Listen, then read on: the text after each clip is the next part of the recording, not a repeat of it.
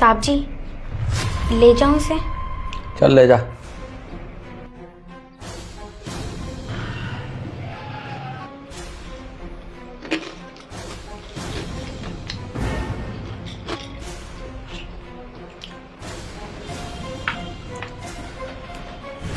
Sir, आप 1 minute के लिए मेरे साथ चलना।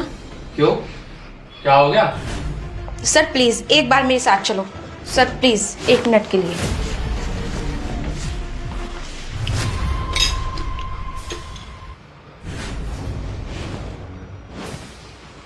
देख रहे हो सर आप इस नौकरानी को?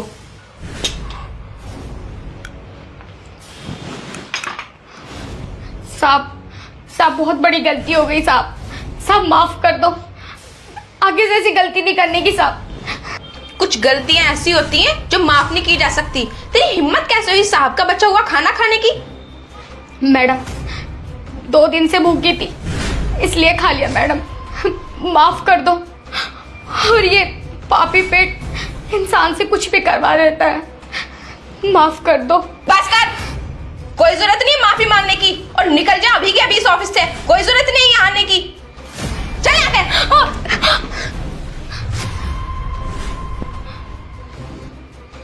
आप ऑफिस में आओ। क्या था भाई ये? साहब भूख लगी थी तो खा लिया। भूख लगी थी खा लिया? क्यों भाई, हम तुझे सैलरी नहीं देते? तो एक बात बता, तू दोपहर का खाना नहीं लाती? नहीं साहब, मैं घर से कोई खाना नहीं लाती। ऑफिस का जो भी कुछ बचा कुचा खाना होता है उसे खाकर मैं अपना पेट भरती हूँ। हम तुम्हें महीने की 10,000 रुपए सैलरी देते हैं, उसका क्या करती हो तुम? कि नहीं साहब मैं खाना नहीं लाती और जो ऑफिस का खाना है बचा हुआ है उसी को खा लेती हूँ। क्यों खा लेते हो भाई तुम? साहब बच्चे छोटे छोटे हैं मेरे, और मेरा आदमी कुछ नहीं करता साहब।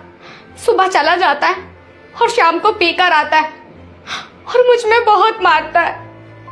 बच्चों का पेट भरने के चक्कर में मैं भूखी रह जाती हूँ। साहब 10,000 रुपये में क्या गुजारा होता है घर का? और मैंने सिल्की मैडम से कितनी बार कहा कि मेरी पगार 15,000 रुपये करवा दो, लेकिन मैडम से मैंने जितनी बार कहा मैडम ने मुझे डांट दिया। ए चुप कर, काम तू 8,000 रुपए का नहीं करती, 15,000 रुपए दिला दूं तुझे।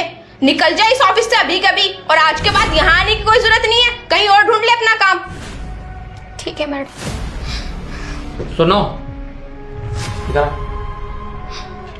कोई जरूरत नहीं है तुम्हें कहीं जाने की, तुम इसी ऑफिस में काम करोगे और तुम्हारी सैलरी 15,000 रुपए नहीं, कल से 20,000 रुपए है। और इसके अलावा भी अगर तुम्हें कोई दिक्कत है तो आप इससे नहीं, हमेशा मुझसे कहोगे। जो इस ऑफिस में काम करते हैं वो मेरे लिए वर्कर नहीं है, मेरे लिए वो मजदूर नहीं है, मेरा वो फैमिली का हिस्सा है। अगर मेरी फैमिली में कोई दिक्कत है तो उसके लिए मैं 24 घंटे तैयार हूं आप लोगों के लिए। और एक बात सुनो सिल्की, अरे वो गरीब है, मजदूर है बेचारी। अगर वो आज पढ़ी लिखी होती तो क्या हमारे ऑफिस में झाड़ू पोछा करती? वो भी आज अफसर बन के बैठती। लेकिन तुम 2 हरूफ पढ़ के तुम किसी को कुछ समझ ही नहीं रही। बेचारी भूखी है, जो खाना इसने खाया वो हमारी तरफ से तो डस्टबिन में जाता ना।